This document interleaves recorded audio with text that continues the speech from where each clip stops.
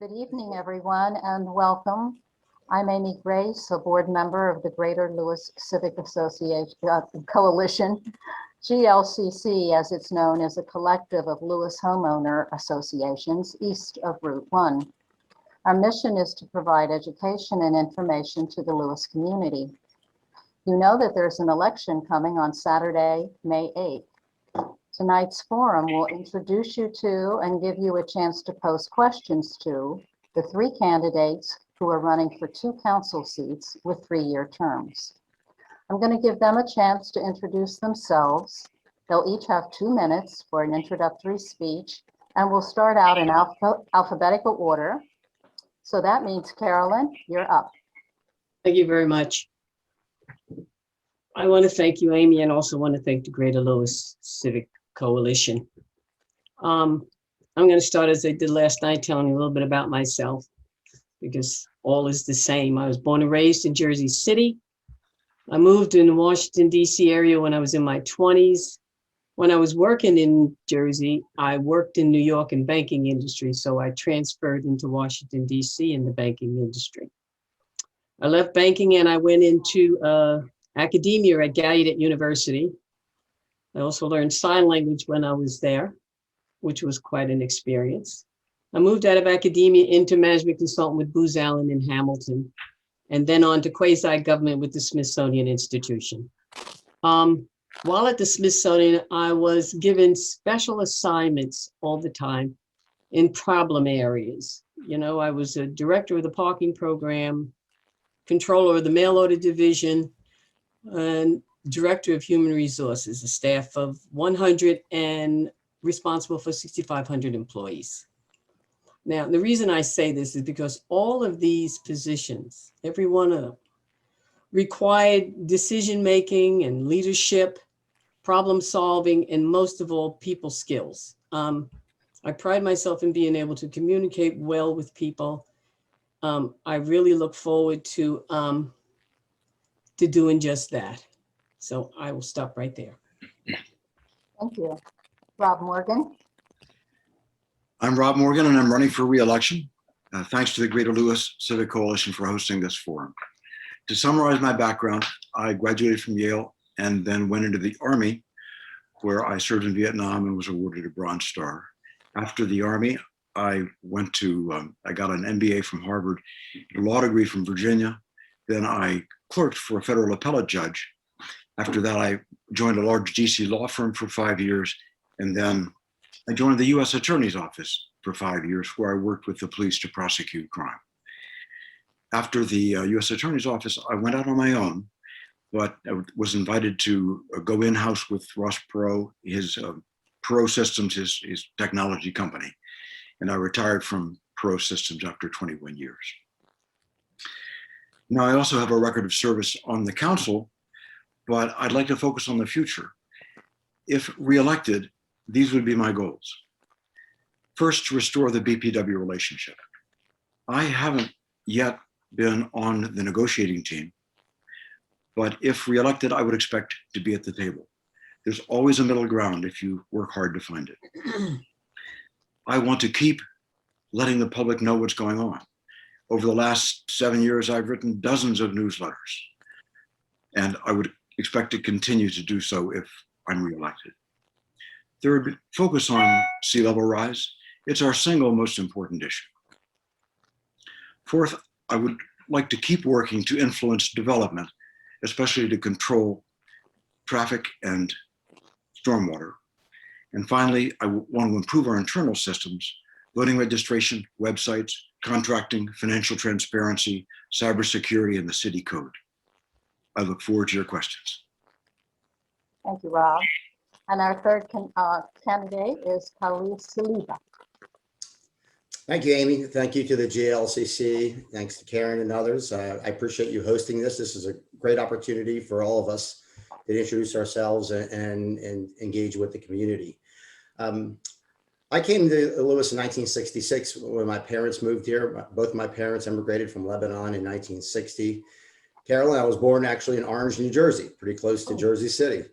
And came here. My mother was engaged as a child advocate in the family court. My father was a surgeon at Beebe for 40 years. In fact, when my parents came here, I think there were probably 13 physicians in the Lewes, Rehoboth area, which tells us all how much our area has evolved and grown.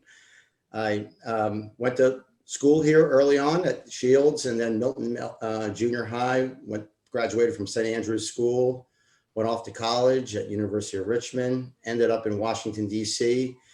After law school, I got involved in politics, which most people do in Washington these days, and really enjoyed trying to make a difference on a variety of causes.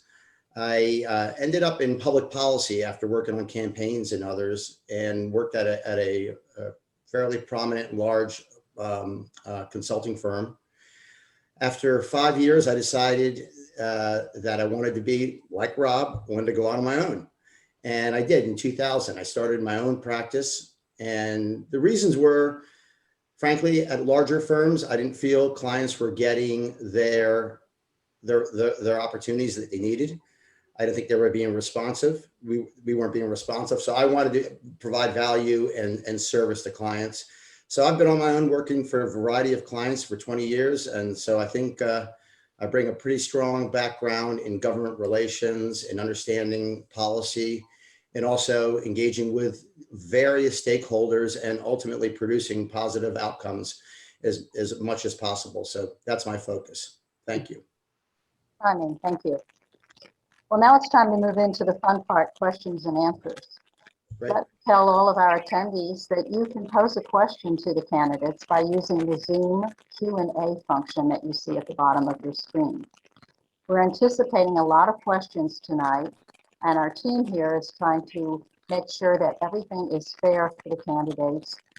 Because of time constraints, we'll give priority to questions that are short, like 2 sentences would be nice, and include your name. You can, You can pose a question to a specific candidate or to all candidates. In either case, all candidates will have a chance to answer. We'll pose the questions in rotating order, so no one will always be first. Viewers may see the questions on your screen, but you won't be able to comment. You can, however, click on a question and upvote it, thumbs up, to move it forward on the list. So we're ready with our first question. Each candidate will have 1.5 minutes to answer. The question is to all candidates. What are your views regarding development in the floodplain, and on what would your decisions be based upon? This is from Janice Pinto. And first we'll have Rob Morgan. Thank you, Janice. That's a very good question.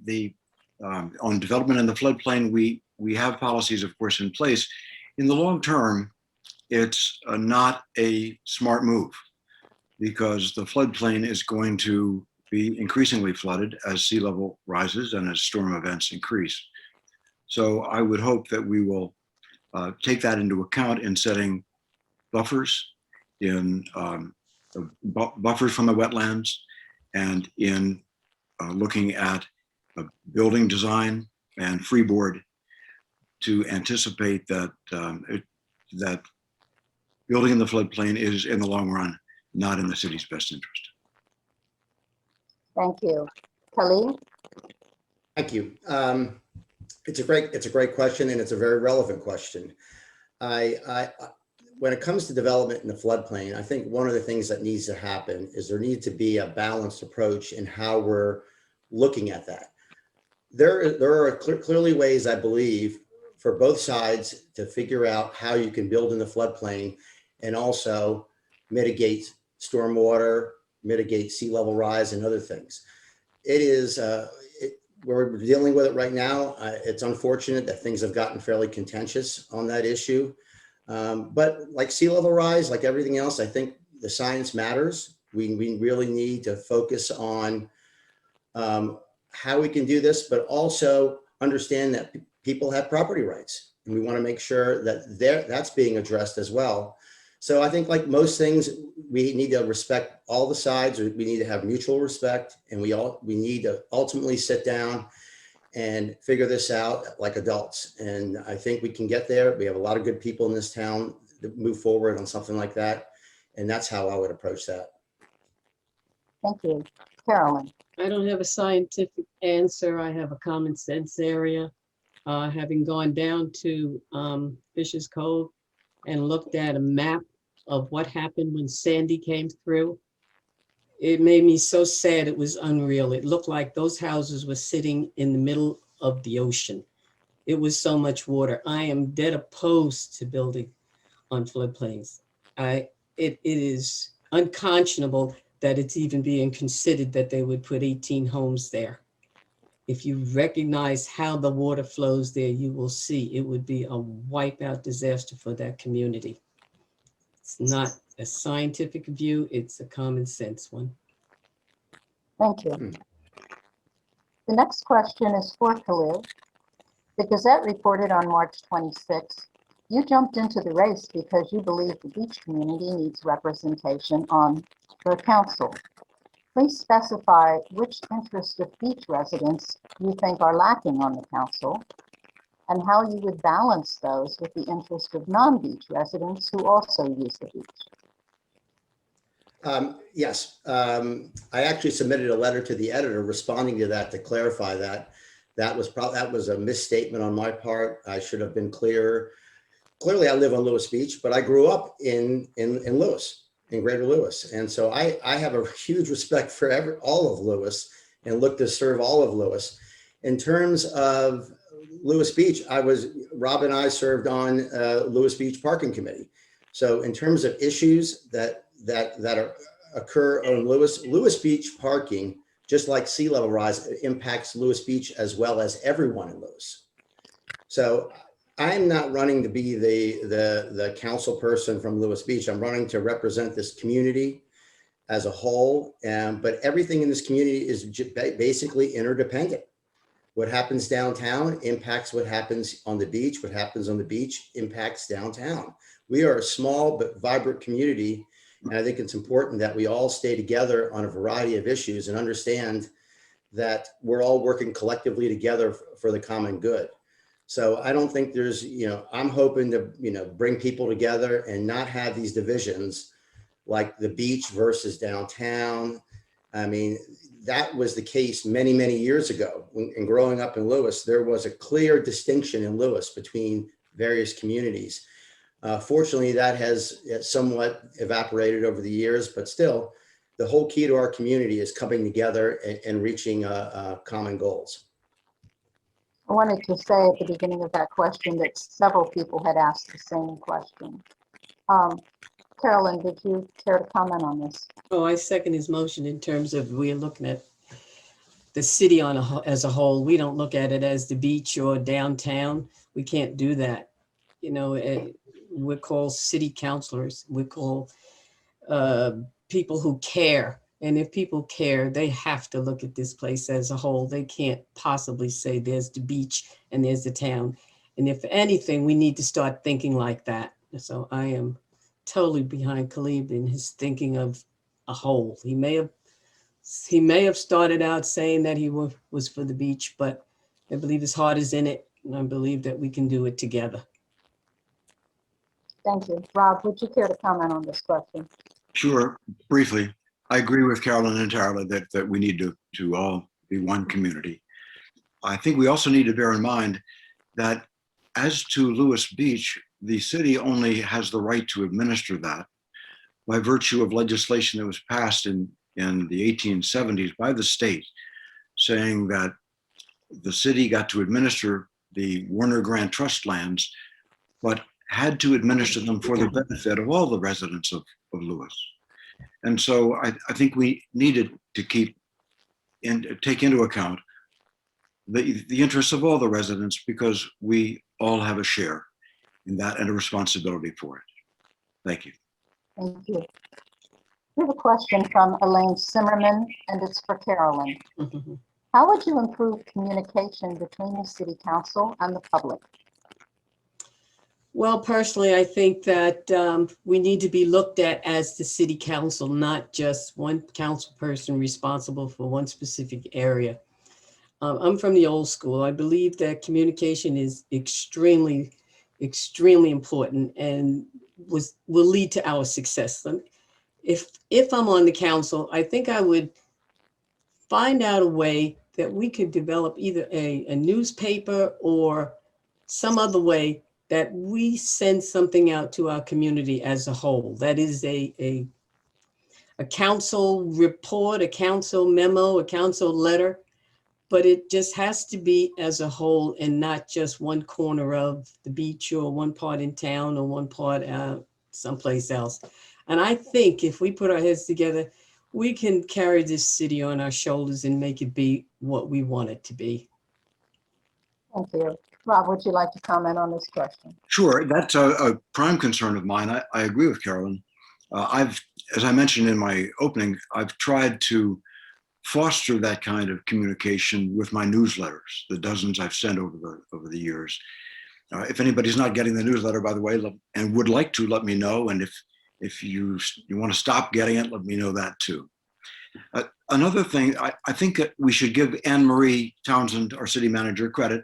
She has tried to improve communication. We have various email lists that go out to people who want to be on them. And that's a good attempt. I think a third way would be to improve our websites. We have, I think, 4 different companies hosting our different websites, and they link to each other, but they're not nearly as transparent as we'd like. They're an improvement over the past, but they need a lot of work. And that's why I mentioned in my opening that one of the internal systems I'd like to work on is our websites. If it's for that purpose. I like Carolyn's idea of a newsletter that would go out from the city. I think we're approaching it, and that's what I would do. Thank you. And Khalid? Yeah, sure. I'll briefly respond. I mean, look, I think we all agree transparency is very, very important. We are a small community. We need to very much be responsive to our constituents and stakeholders. So this could be newsletters, this could be social media, but I think council members of the council and the mayor really need to be responsive to our communities and to our internal communities, as well as stakeholders, and understanding what we're doing, just so that, you know, there's a focus on public trust. Unfortunately, in a lot of areas, governments are held in very low esteem, but I think we in Lewes have a very unique opportunity here to build on the trust that we have already and really make this community believe in their government, trust their government. And overall, I think this will help with all the different disputes that we have, that we're all operating in good faith and transparency. Thank you. Our next question is directed to Mr. Morgan from Tom Jensen. I am new in town, and my neighbors are all telling me Rob Morgan is anti-police. Surely this can't be true. Can you elaborate on your recent interactions with Chief Spell regarding the force's budget, priorities, and your recent interactions? I would be delighted to. No, Mr. Winston, was it? I'm not at all against the police. As I mentioned in my opening statement, for 5 years, I worked every day with the police to bring cases. I have terrific respect for them. And I also have terrific respect for the local police, our Lewes Police Department. They're well trained, they're well oriented, and they're a fine force. My concern was budgetary primarily.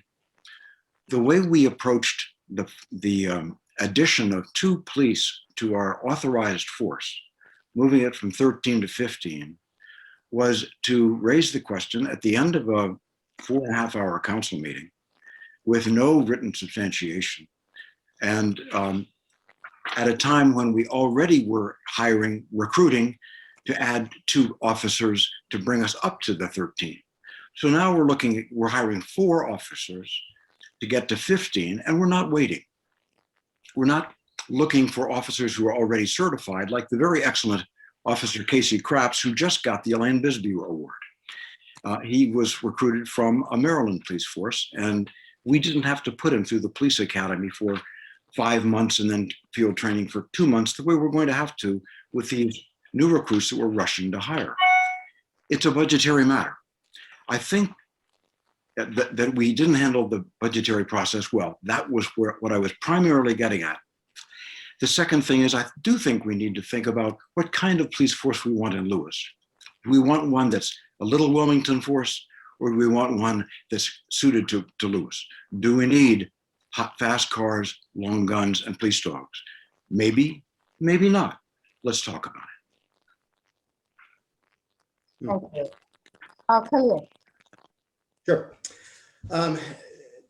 Obviously, this issue has gotten a lot of attention over the last few weeks, and justifiably so. I mean, in terms of public safety, I think that is government's number one responsibility, in my view. Whether you're the federal government, state, local, or county, public safety is the number one role of that government. In terms of the police department and frankly other agencies, I mean, my view of governance is maybe not the same as others. I view governance certainly with a very, very robust oversight role, but I also believe that we have good people here, from Chief Spell in the police department all the way through Anne Marie and her whole team. So I'm not interested, frankly, because I don't have expertise, for example, in law enforcement and perhaps in engineering. So I would like to focus more on letting people do their jobs and not micromanaging the police or other departments in the city. I just simply think right now we have a great staff and we should trust them. Now, of course, if there's misconduct or if there's something that is clearly out of bounds, that is the role of the mayor and council to step in and take corrective measures. But, you know, I really don't think would be my role, and I certainly wouldn't view it that way, if for me to go and tell Anne Marie Townsend and Chief Spell, you know, what they should be doing on a day-to-day basis.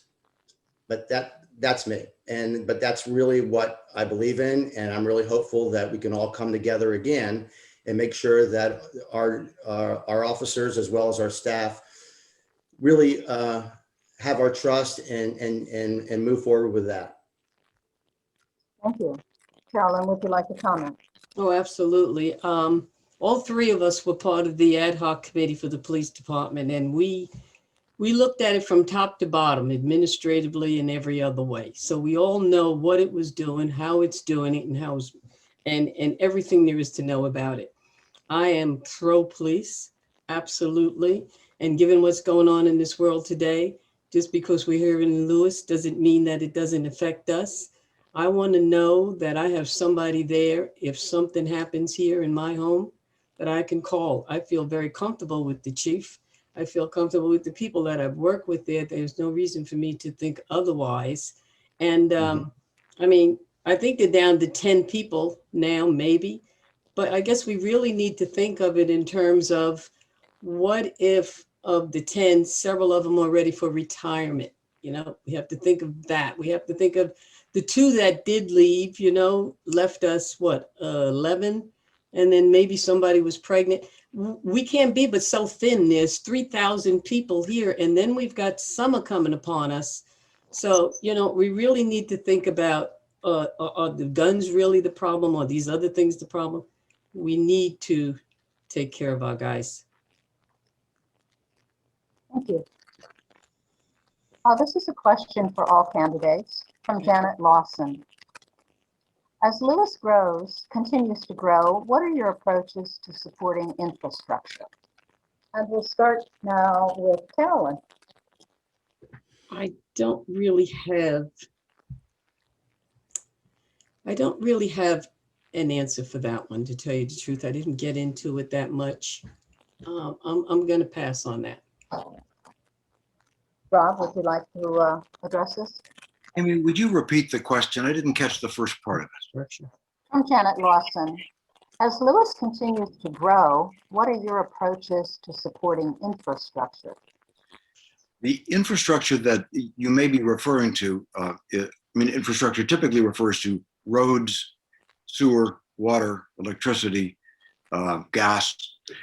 We share with the Board of Public Works responsibility for those. The state has some of the roads, the city has a lot of the streets. Our approach to keeping the roads in place is to have a schedule on which we check the roads. In fact, we just finished having our engineer inspect all the roads to see what shape they were in and to prioritize repairs of the ones that needed it most. The sewer and the water are the responsibility of the Board of Public Works. Electricity is the responsibility of the Board of Public Works. We do worry a lot about the placement of our wastewater treatment plant, the security of our aquifer as saltwater intrusion becomes a threat. So we want to work with the Board of Public Works on sea level rise, which threatens saltwater intrusion into our aquifer. And we will. So we share responsibility for much of this. There is the city, as opposed to the BPW, handles Chesapeake gas, and we are trying very hard to incentivize Chesapeake to extend the natural gas lines so that more people have access to that more clean and more economical fuel. I hope that starts to answer the question. Thank you. Thank you. And Khalil, would you like to comment on this question? Absolutely. I mean, infrastructure is at the forefront right now. I mean, we have a President Biden, we have a Senator Coons and a Chairman Carper and a Lisa Blunt Rochester in the House of Representatives. We have a very well-positioned congressional delegation right now. And Congress is about to take up depending on the number, $2 to $4 trillion infrastructure bill. So I think Lewes, along with the state of Delaware, really needs to be organized about what we need in our community in terms of infrastructure. And infrastructure traditionally, as Rob alluded to, is roads and bridges along those lines. However, in this upcoming bill, infrastructure also includes drinking water, wastewater treatment plants, sea level rise mitigation, and actually even in entrepreneurial, there's a section in there thus far that provides funding for an entrepreneurial center. But that's for rural communities. Whether Lewes qualifies for rural, we'll have to find out. But I think this is something that the mayor and council and the community as a whole really need to come together on and identify our opportunities and our needs, and therefore communicate that to our congressional delegation. That way, they know exactly what we're looking for, because I've seen this many times in my government relations career. People assume too much. They think infrastructure dollars are coming. They trust their delegation, and the delegation doesn't know what they really want. So this is a great opportunity for Lewes on infrastructure, is to get engaged in this bill and make sure that our folks know what we need. Thank you. Carolyn, did you want another chance at this one or not? Not really. When I feel that I don't have a sufficient enough answer to give you, I will not fudge it. I will not do that. Thank you. Well, we now have a question from Martin Yerrick for Khalil. As a Republican consultant, can you describe what your working relationship is with our senators and congresswomen who are Democrats? Well, absolutely. In fact, I have a very, very good relationship with both Senator Coons and Senator Carper. I know Lisa Blunt Rochester. I don't know her as well as I know the other two. She's relatively new to Congress, but I've known Chris Coons for almost 40 years. In fact, when I was at St. Andrew's School, my roommate there, my 9th grade year, was his best friend growing up. So that's how we became friends, and we've remained friends ever since. Tom Carper, I think, is one of the best public servants I've ever met. I mean, Tom Carper just was reelected, and I think it was a week after he was reelected, he was down in Dewey Beach visiting some sea level. It was actually sea level rise issues down there. He's one of the hardest working guys, and I have an enormous amount of respect for both of them. And I think if you asked either one of them, that they would reciprocate, in that we've had a very, very positive relationship over the years. And as I mentioned earlier on infrastructure, I really, really look forward to working with them and their teams and making sure that, working in collaboration with our mayor and our council, that we're all together and making sure they understand our priorities and our issues. Thank you. Now, this was directed to Khalil, but would you like to comment on it, Carolyn or Rob? Carolyn first, please. No, would you, you said, you asked him as a Republican the question. Would you repeat the that question unless I misunderstood you? The question says, as a Republican consultant, can you describe what your working relationship is? Well, I don't know how I could answer that. Rob? The point of the question was that although Khalil naturally as a political consultant has relations with everybody in Congress, you need them, and I respect that, that as a member of the opposing party, his relations with our congressional delegation might not be quite so tight, but I think it's very important to maintain these relations. As part of the Lewes City Council, I have met with all of them and multiple times, and with their staffs. I think our mayor, Ted Becker, has maintained excellent relationships with all of them. They all care very much about what happens in Lewes. And we have, by virtue of being the town we are, a kind of a special line, or I shouldn't say that, but we have a good line to our congressional delegation. And we nurture that, and it's important to us. Amy, I'm going to answer that from a different perspective. We here in my home have had Senator Coons. We have had the other mayor. We have had many functions here that we've put on for the party. Lisa Blunt Rochester has become a friend. And I think that we very much know that they're here for us if we need them. Thank you. We have a question from Elaine Keys. This is for all candidates. With the increase of development, Kings Highway, 200 plus homes to be built on New Road, and the parking issue, how will the city handle the influx of parking after going through Easter? How will the city? I'm sorry, what was the last part of that? What was the question? I'll just read it again. Okay. Increase of development, that is Kings Highway and 200 plus homes to be built on New Road, Mm-hmm. and the parking issue. How will the city handle the influx of parking? I can only tell you what I think. Go right ahead. Okay. Because we had this question the other day, and as I started off by saying exactly what I'm going to say now, we will never have enough parking. Never have enough parking. We're so well advertised as the city to come to see.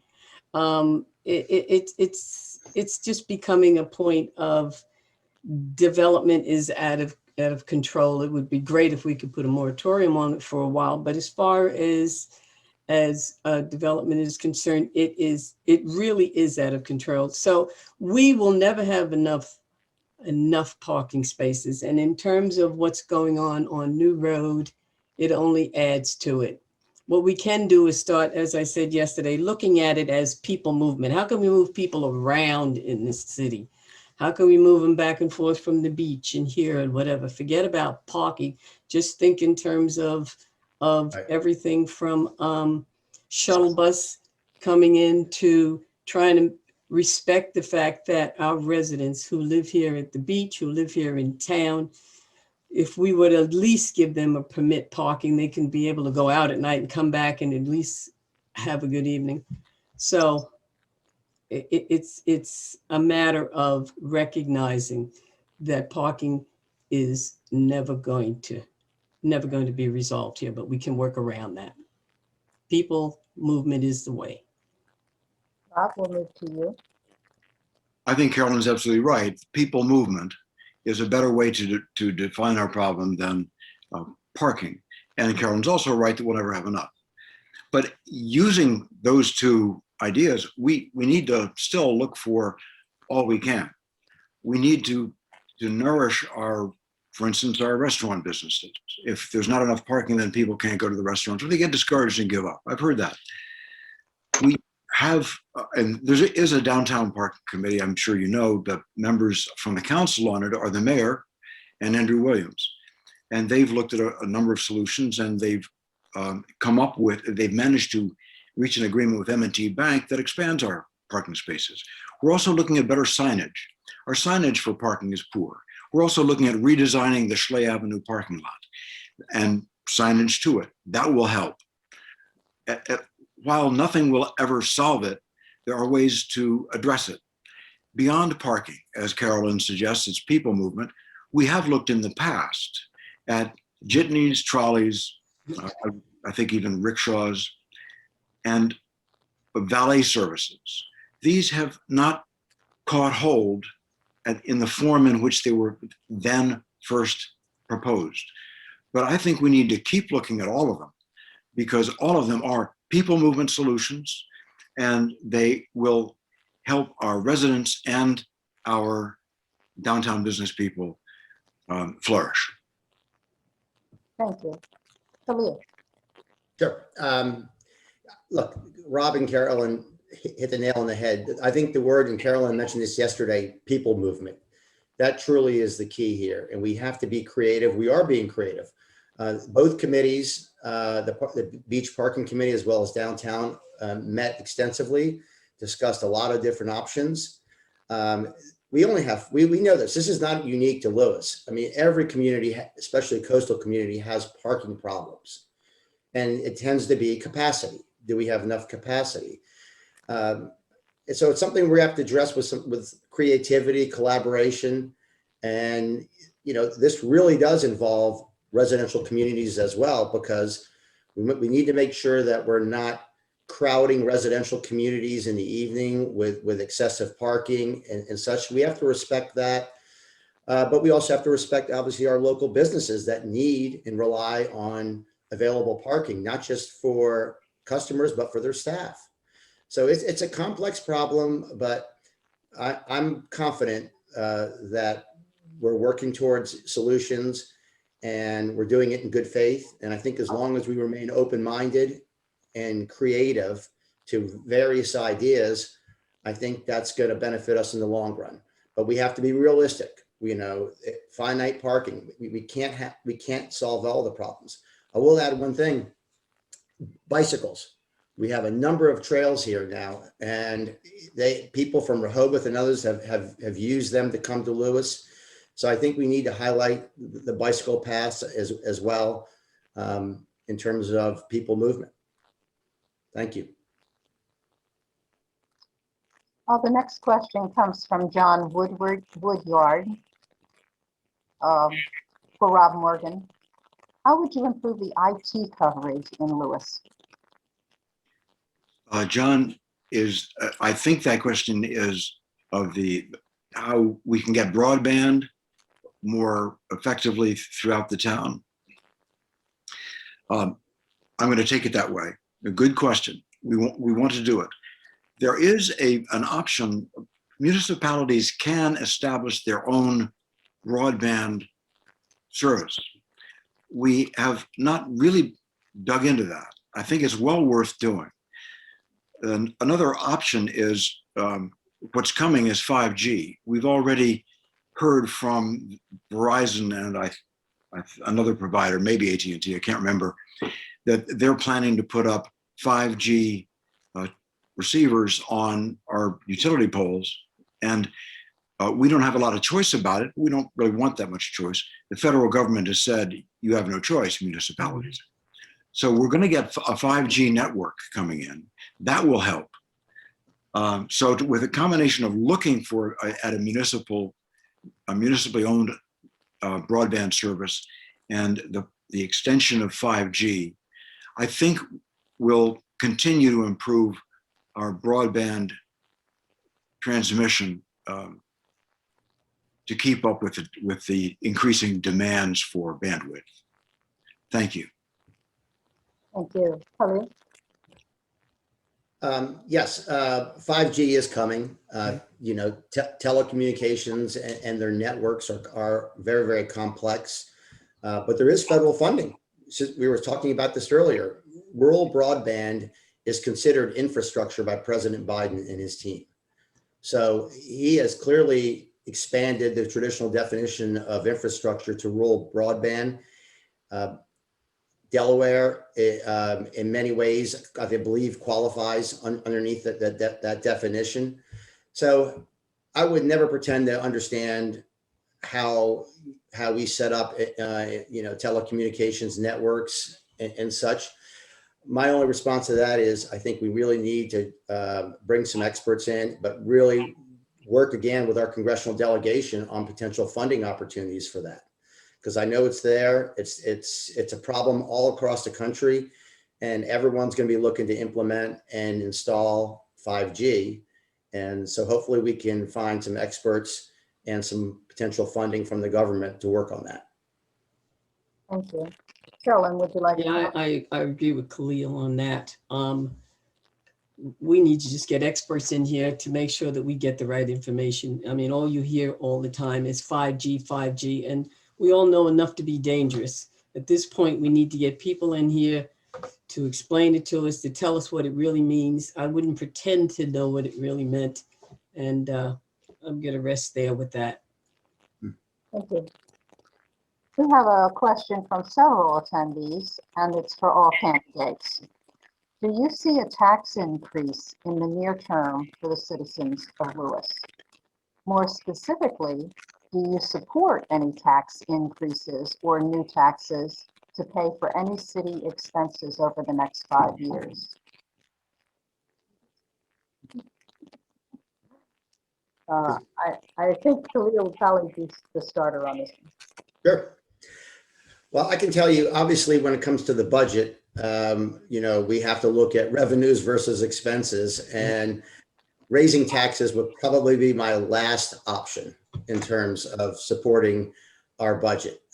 We have various revenue sources. We have expenses. However, I'm not sure in terms of, you know, what we're trying to do in the future, whether we've talked about it, Rob has talked about it extensively, sea level rise mitigation and things like that. You know, we have to get our arms around our policy priorities first and foremost. And then once we understand our policy priorities, then we can move to the revenue side and see how we're going to fund those. So, but raising taxes to me I'm not interested in raising any taxes unless there is a specific reason why that is needed. If we have a specific project that absolutely needs additional revenue, that's one thing. But to raise taxes without having specific policy priorities, to me, doesn't make much sense. It doesn't at all. And so I think we got to get our head around the policy side first, and then we can talk about the revenue side. Thank you. Thank you. Carolyn.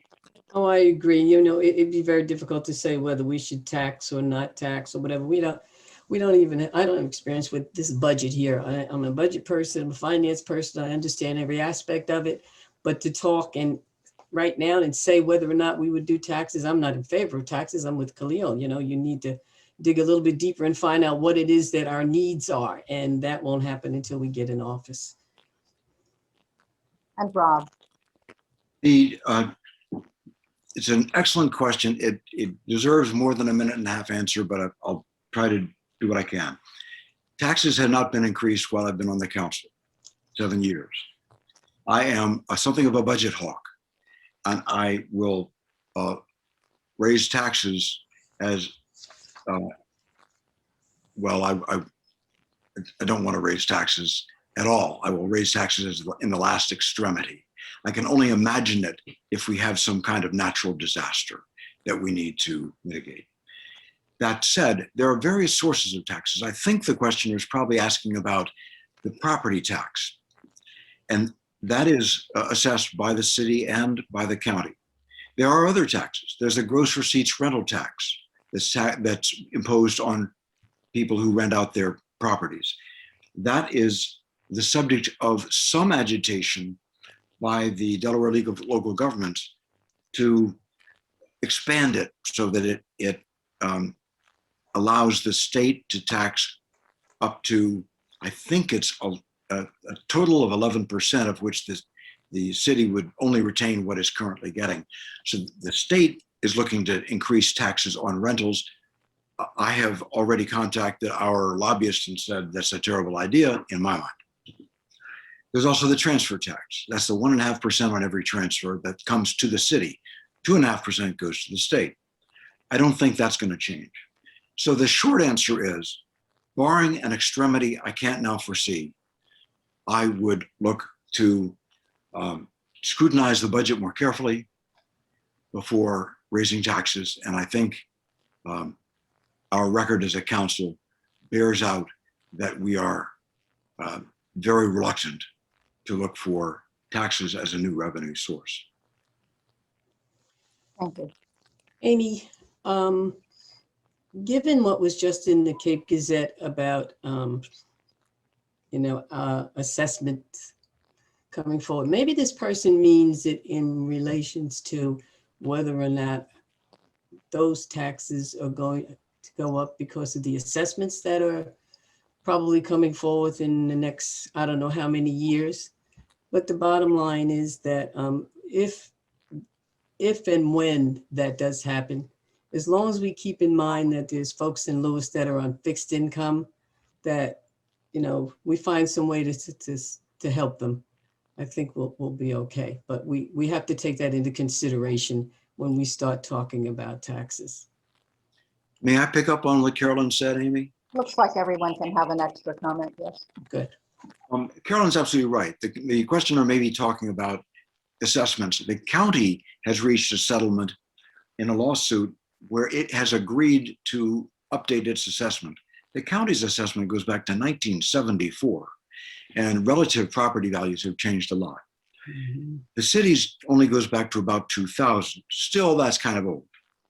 When the county does its reassessment, which will cost a lot of money, the city has the option of piggybacking on the county's assessment values and not doing its own reassessment, which is an expensive process. Under state law, the reassessment must be revenue neutral at first, at least. So I think that we'll be protected, at least for a few years, from tax increases in the guise of a reassessment. It was a very good point that Carolyn picked up on. Leo, any extra comment? Nope, no comment. Other than, as I'll just reiterate, I think taxes are an absolute last resort, raising taxes for us. I mean, I think we have plenty of positive revenue streams, and I just think we just need to focus on key priorities. And I think if we can do that and not overextend ourselves, there will be no need to raise taxes and no need to put additional burdens on anybody else in Lewes. As Carolyn mentioned, we do have a lot of people here, much more than people think, on fixed incomes. And even the slightest tax increase is going to have an impact on them as well as others. So I think we need to be as disciplined as we possibly can and moving forward with regards to tax increases. Thank you. From several attendees, the same question. Considering the net real situation, where do you stand? What is your position on the current location? And this time we'll start with Rob. I somehow knew that would be the case. Let me give you a little bit of background. The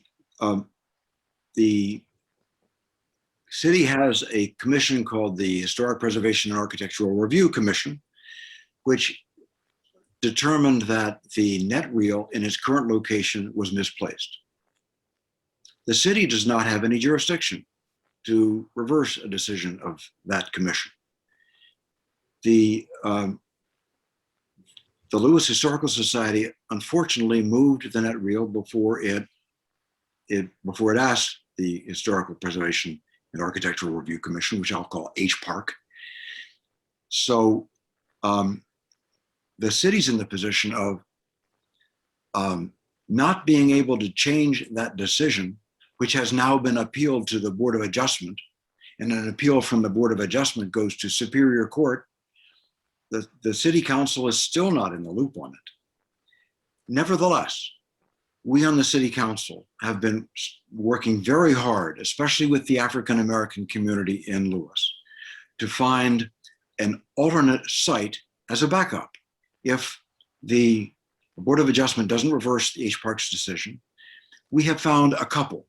We visited those sites with leaders of the African-American community. We're trying very hard to reach something. Personally, well, my personal view on where the net reel should be is irrelevant. I wouldn't have a problem, but I'm not an architectural expert. So we're trying to work to find a solution that works for everybody. And Mayor Becker is leading this. He's doing great. Thank you. Thank you. Khalil, the net reel? Yeah, I mean, this has obviously become quite a contentious issue. I've spent the last few weeks learning about it. I've been talking to a number of folks about their views on this, and it is amazing that we've gotten to this spot. I mean, this net reel has an incredible amount of symbolism and an amount of history for this community.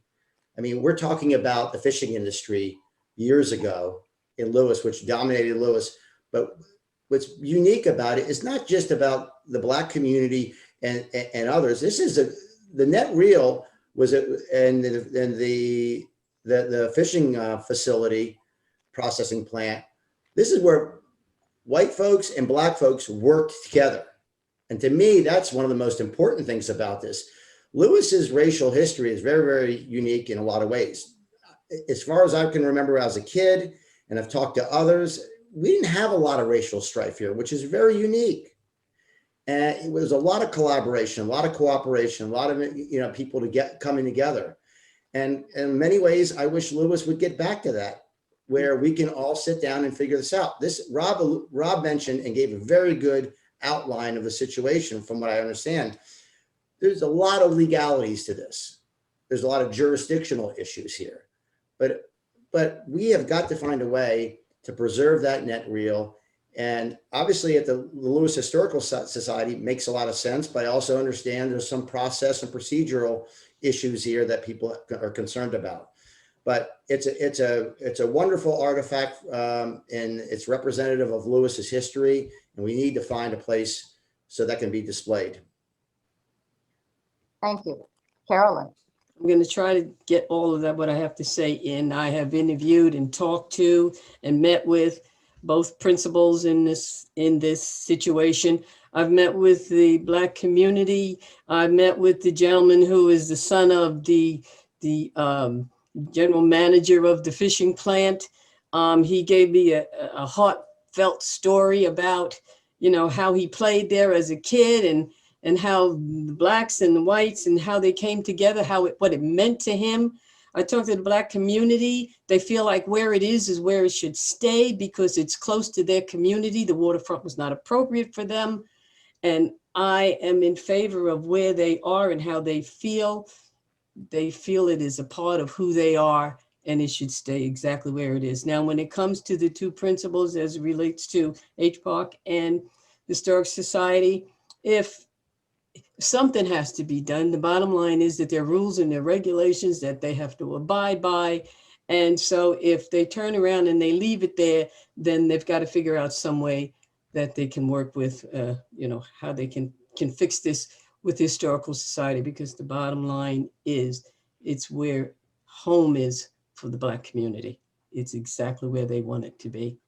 And H Park and the Historic Society have to work this out together to figure out, because if they just say leave it there and let it go, then they're setting the precedence here for every time something comes before H Park that if they say okay for this, so let them work out how the end should be. But as far as I'm concerned, as far as the Black community is concerned, as far as many other people are concerned, it's where it should be. Thank you. Now we have a message from Bob Rabatsky, and it was upvoted by lots of people. What is your position on development in general around the city of Lewes, and specifically in Lewes City? Do you believe that the city should manage growth with an eye towards quality of life in Lewes, or allow the unfettered growth that seems to be taking place within and around our community? First person on this one is Khalil. Well, I don't want to speak for both Rob and Carolyn, but I think we're probably all in agreement that unfettered growth is not an option. You know, we have seen this community, the growth outside of Lewes, as you referenced, and in Lewes as well. Carolyn has referenced the Fisher's Cove project. I do think, you know, we don't have, and we've seen this is not new. We don't have the infrastructure to support all this development. It's that simple in many ways. And we need to control this growth, ensure that any kind of development that's going on, and don't get me wrong, I'm not anti-development by any means. Pretty much on how I look at most issues is I look at things from a balanced perspective. I mean, property rights is the buzzword that always comes up with developers, that they have bought a piece of land, they have property rights, they should be able to do what they want with that land as long as it's within the code. But also residents, neighbors have property rights as well.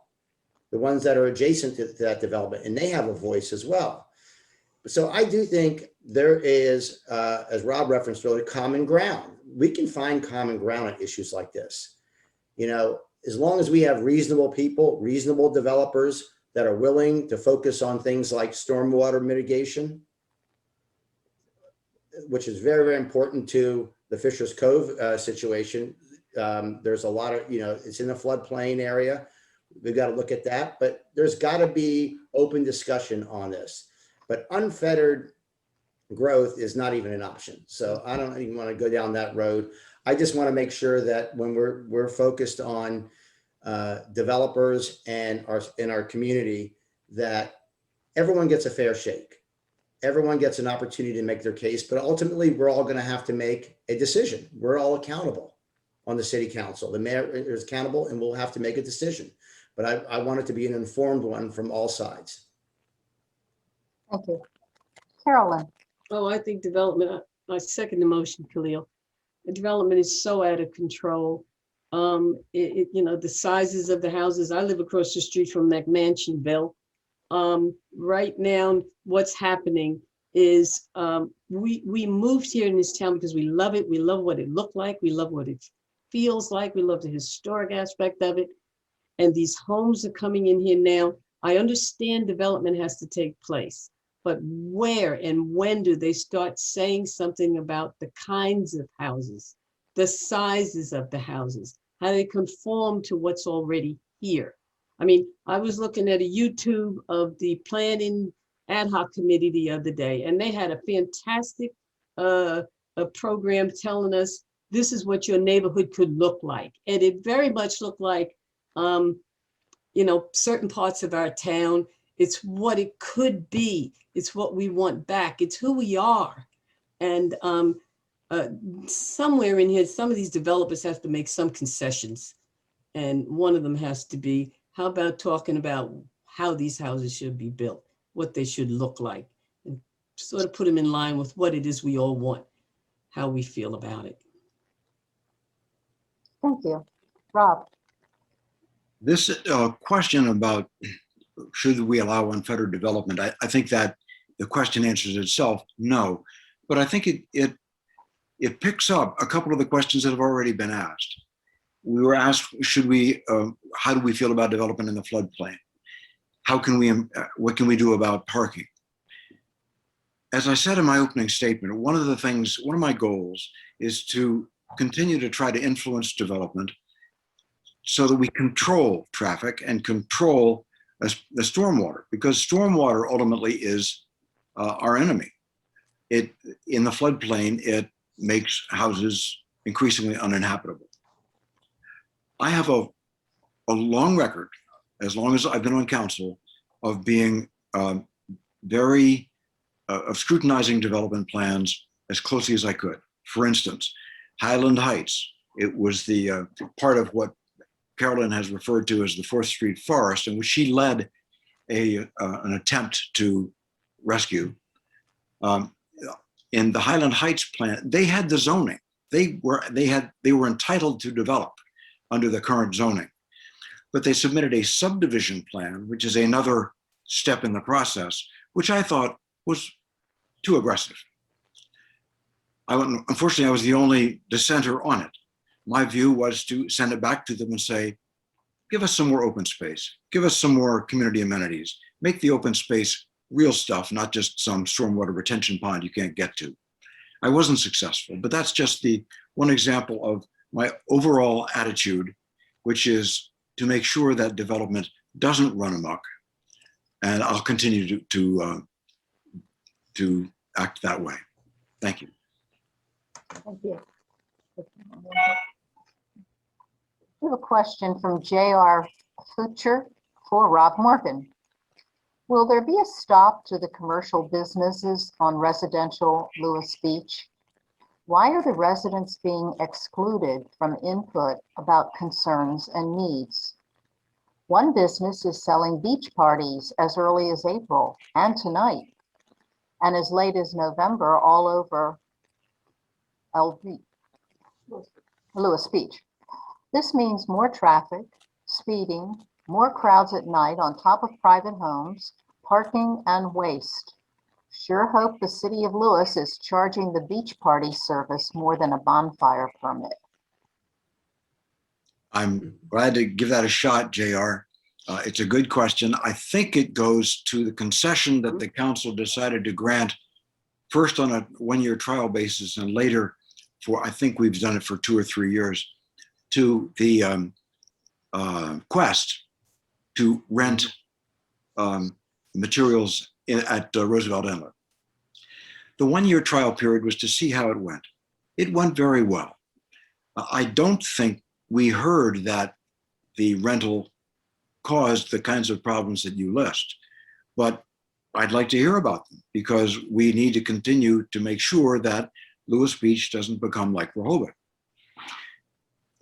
Ironically, the fact that we had Quest with a little hut and its rental business there enabled the people there to rescue a swimmer in distress, maybe even more than one, but certainly there was one.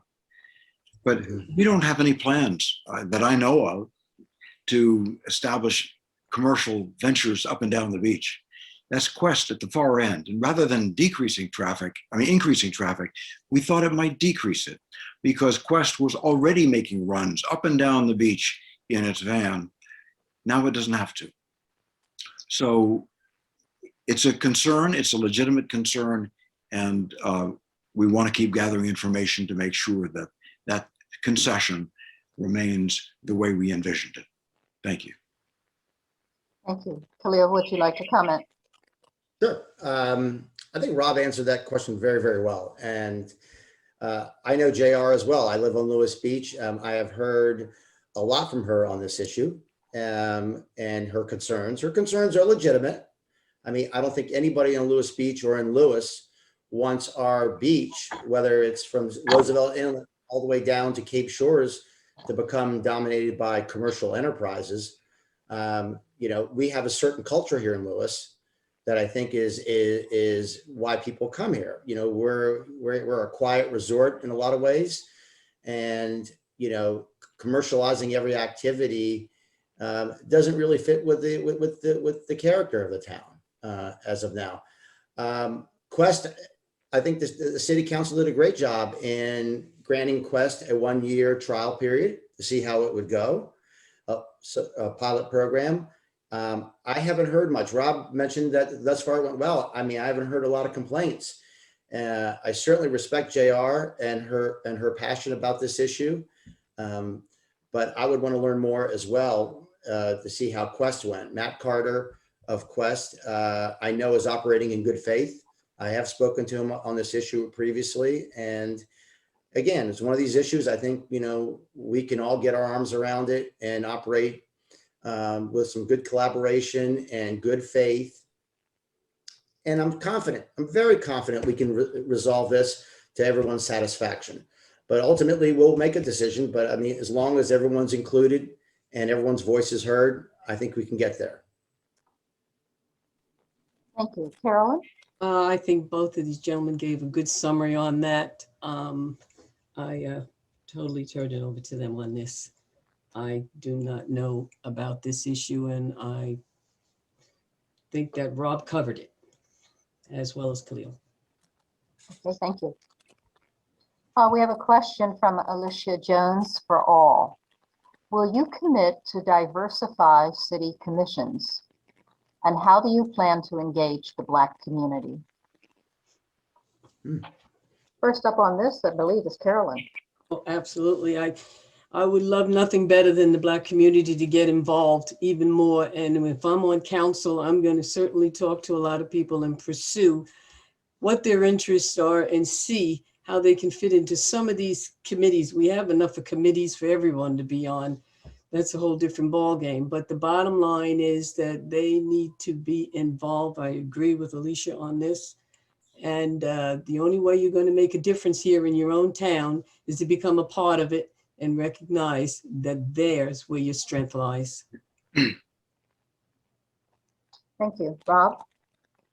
It's a great question, Alicia, and a direct one. And I think that I will commit myself to trying to diversify the commissions of Lewes, not just racially, but in every way, but primarily racially, because that's been underrepresented for so long and has been so, in historical terms, was such a rich part of Lewes that has dwindled. But I personally would greatly welcome an increase of African-American participation in the commissions of Lewes. The Lewes African-American Heritage Commission is itself a start, but it has a specific focus. I'd like to make sure that the diversity goes to every part of the city. And that would include staff. That's not just commissions, but staff and the police force, which I think are also underrepresented by African Americans. So I think Carolyn's candidacy for the council is a terrific development. But I agree, Alicia, we need a lot more. Thank you. Khalil? Yep. So I actually serve on the Diversity, Equity, Inclusion Task Force at St. Andrew's School, my alma mater. I serve on their board of trustees. And we've been studying issues very similar to this. This is complex in many ways, but when it comes to diversification on committees, I mean, I think that's an outreach issue. That is incumbent upon the town to reach out to the Black community, to the Hispanic community, and diversity means more than that. It means sexual orientation. It means a lot of different things. It means diversity of thought. We all don't look like each other. We all think differently. And as Bill Collick and I were talking this week, we were talking about the concept of proximity that Brian Stevenson highlights in his book, No Mercy, bringing people together, learning about each other and learning to respect each other and trust each other. And then comes cultural competencies. That's how we learn and enjoy each other and overcome any kind of pre-biases that we may have had previously. So I think in terms of Alicia's question, we need the council, the staff, and others need to really engage in serious outreach. And that means reaching out to friends, colleagues, and others and identifying people of color, people of various sexual orientation, anyone who just doesn't look like us. And I think that's one of the great things about this community. I regret how the Black community has diminished in terms of population over the years, because it was a huge part of Lewes for me growing up. Thank you. From Nadine, and a question that was also upvoted. There is a dispute between the city and BPW that's been going on for a long time. Should BPW come under the umbrella of the city of Lewes? What are each of your position on this and how to resolve it? Should BPW remain independent?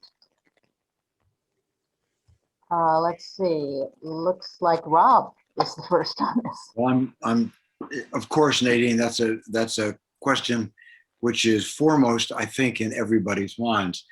To be very specific about the answers to your questions, in many ways, the BPW and the city are already intertwined. The city code has dozens of ordinances which protect and affect and are directed at the BPW. There's only the last one has come into issue. The BPW should definitely remain independent. They should continue to have their own constituency, and their ratepayers should continue to be their voters. It doesn't follow, though, that independence means entire separation.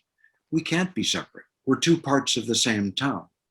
So we have to find a way to work together, not just about the pre-annexation agreement, but about all the ways we work together. For instance, the BPW needs to tear up our streets to install its lines. We work together on that. It hasn't been a problem. We need to work together on addressing sea level rise. Sea level rise, the BPW is responsible for stormwater. Well, stormwater is a major factor in the flooding that emanates from sea level rise. Together, we can address these problems. As I mentioned in my opening statement, that was the first thing that I wanted to, my first priority. And I think I can help because my career before the city council was negotiating agreements for 21 years. I haven't been at the table. I think if I'm reelected, I will be at the table.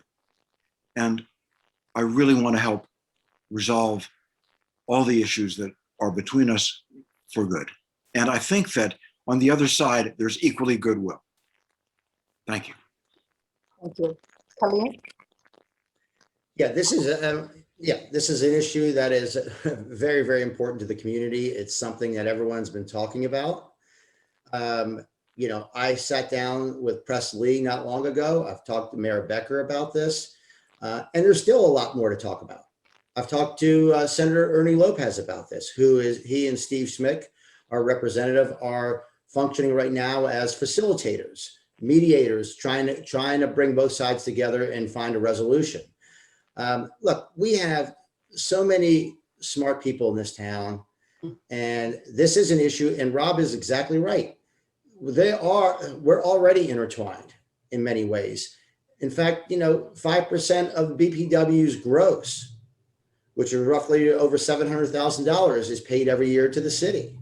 So they are interdependent. Now, whether they come under the city's umbrella 100%, I don't know if that's the right answer. I don't know if they remain completely independent. I'm not sure that's the right answer. But I do know that this has gone on for quite a long time. And it seems to me that it's time to come to a resolution because legal fees are a huge part of this issue. We don't need to be spending any more money on legal fees. We all brag and talk about how we have a great community, but it's time for people to check their egos at the door, frankly, and get in a room and resolve this problem. I mean, to the benefit of everybody. I mean, I have an enormous amount of respect for both sides on this. And I think they want to do the right thing. I just think we just need to we're probably on the 5-yard line. We need to get in the end zone on this issue. Thank you. And Carolyn? I totally agree, Khalil, totally agree. And, at this stage of the game, the amount of money that's been put out, it's our money that's being spent.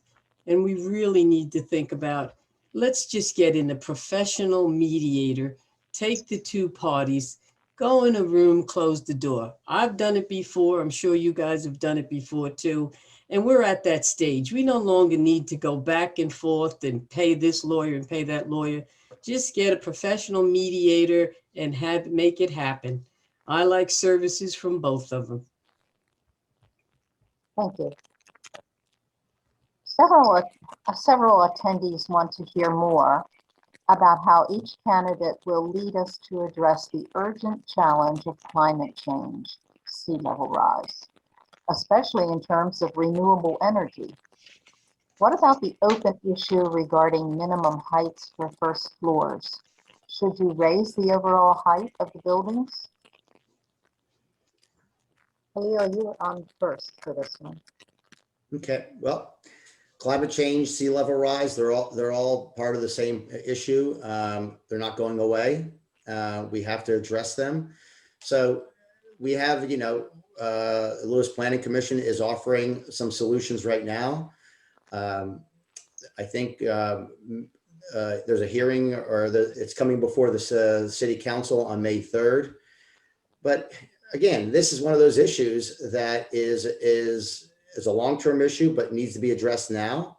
We need to start addressing it now. But I want to make sure that we're listening and we have the right folks in terms of the science and the research involved. Because many people talk about follow the science, follow the science. I think this is a situation where we have to follow the science. Let's do it. Because I'm not 100% sure of, I've done my research on sea level rise. I know it's real. Mitigation strategies, they vary all over the map. You mentioned the question mentioned renewables. I was meeting with one of our constituents here, Stuart Griffin, who was already involved in an offshore wind project. I mean, we have a wind turbine over here by the University of Delaware. There's proposals for Ocean City all the way up through Delaware here for offshore wind farms. I mean, I think that is outside the box thinking. The state of Delaware is frankly a little bit behind New Jersey on that issue right now. And they're behind Maryland as well. So I think there's opportunities there in terms of solar power, wind power, as I mentioned, and others. So it is a real issue. It's something that's going to not just require the Lewes City Council and mayor. This is going to require collaboration with the state, possibly even the federal government, possibly private industry, in terms of wind farms, as well as solar power and others. So it's a comprehensive problem, but I know there's people in this community care about it, and I know people are starting to work towards a solution. Thank you. Caroline. Carolyn, Excuse me. thank you. We have a once-in-a-lifetime opportunity between the challenge the state has given us to formulate a program that contributes to our sustainability and the American Rescue Plan. The money that Brookings says should be spent on investments. Well, I think we need to do something about that. I think we can't wait anymore about this. All of us can talk about climate change. All of us can wait for it. But since this is an opportunity that is given us, we need to come together and work on this and do it now. And we have to do it as a team. It has to happen now. Climate change is here. It's upon us. It's going to happen. And I'd like to get ahead of it. Thank you. And Rob. As I heard the question, it had two aspects. One was how the city, how the council can help prepare the city for the effects of climate change. And for instance, Freeborg's an example of that. The question referred to the height from the ground that the structure is required to be built. Right now, we have 18 inches. It used to be a foot. We've raised it to 18 inches. It's quite possible that we might want to raise it higher, because the higher we raise it, the better those houses will endure the wave action and the sea level rise of climate change. And with it, it might be fair and wise to raise building height limitations too, because if you make somebody start the house higher up, it makes sense to let them finish it higher up. But I thought there was another aspect of the question, and that was about renewables. Renewables it's an ethical dimension, I think. And I took the question to mean, what can we do as a community to do our part towards slowing the effects of of carbon dioxide and other greenhouse gases in the atmosphere. And I think that the encouragement of solar is one way. Khalil mentioned the wind turbine that's already in place. There are others that could be put in place. There's even, if you think a little bit further out technologically, there's ways to take advantage of wave action, which could have the incidentally beneficial effect of slowing waves as they come towards the shore with the damage they might do. So I think we all have an obligation to do everything we can, both on an ethical dimension and to prepare the city for the effects of it. Thank you. It looks like we're probably going to have time for one more question. From Mike Jones, nope, from Scott Ciprell, and upvoted by other people. Where do each of the candidates stand on a beach parking permit as a solution to control and manage the unfettered throngs of non-Lewes summer beach visitors who are creating dangerous traffic situations for walkers, children, and bikers on Lewes Beach? So the essence, where do you stand on a beach parking permit as a solution to control and manage? And first up this time is Carolyn. I don't think you can, as I said before, you can't separate parking like that. You can't take this part and say, this is what we should do at the beach and this is what we should do in town. You really have to figure out how, again, go back to moving people so you don't have to worry about where the parking aspect is. I don't think people understand that parking is never going to go away. Whether you give a permit, whether you build a building, whatever you do, it is real, but it's only going to be solved by moving the people, not giving parking permits only to the residents because they need to get in and out. That's my answer. Thank you, Rob. The proposal was first articulated most fully, I think, by Khalil for beach parking permits, and the beach parking review ad hoc committee number 2, which Khalil and Carolyn, Khalil and I served on, recommended to the council that it consider favorably a permit system. I voted for that. The council, as it turned out, didn't recommend it favorably, but they referred it to staff for further development. I think it's important to bear in mind that the problem that the question refers to is a 2-month problem, maybe 10 weeks. That said, it's a major problem during those 10 weeks. With a beach parking permit system, you would also want to have a delineation of the parking places that the permits allow them to park in. So I think delineation of spaces would also be part of that. You'd also want to think about what kind of bureaucracy you need, perhaps not much, how you would enforce the permit system. The staff is working on this right now, and I'm looking forward very much to what they come up with. Thank you. Thank you. So, yeah. So as Rob mentioned, we've both been working on this issue through the committee. First and foremost, this is a safety issue. This is not a parking issue. This is there have been so many missed tragedies over here. I mean, it's terrible what's going on here in terms of the congestion on Lewes Beach, and it's a safety issue. So in trying to address it, we have, and Rob's right, I proposed a parking permit policy, and I'll tell you why. It's a policy that is used in every beach town in Delaware. We're the only ones that don't have a permit policy. It would also be very consistent with current parking in Lewes. People pay downtown, they pay at lot 1, lot 2, they pay at the Cape Henlopen State Park. It's pretty clear to me and others that a lot of people come here to park because it's free. They get a free ride. It's a free rider issue. So the city is looking at this issue right now. The staff is. paid permit parking versus just permit parking. This is an issue, again, I want to highlight my flexibility on. I am not wedded to a paid parking permit system. I'm looking for some sense of order down here in Lewes Beach in this area, not just for residents, although residents are the ones that have been directly impacted, but for our community, for people in downtown Lewes and others who want to come over here.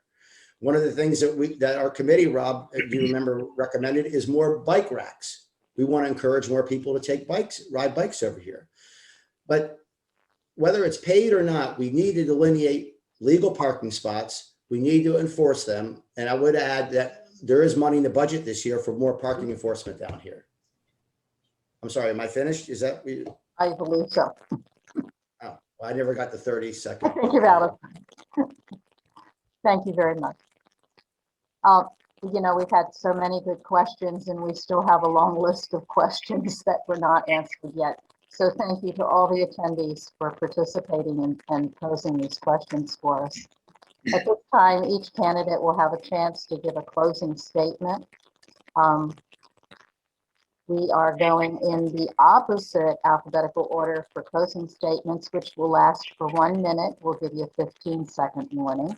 And Khalil, you get to go first on this. Great. Well, thank you. Thank you, Amy. And thanks to your team at the GLCC for organizing this. Thank you for everyone who's out there listening and participating in questions. I particularly want to thank my family, my mom and dad, who've been very supportive, my daughters, I have 3 daughters, and particularly my wife, Marcy, who has basically functioned as my campaign manager, communications director, coordinator of volunteers. And I want to thank my volunteers who have been great, and anyone who has displayed a sign for me or written a letter to the editor. This has been a great process thus far for me. I have enjoyed thoroughly meeting so many wonderful people and trying to earn their support. And I hope this forum, further enlighten people about all of our positions.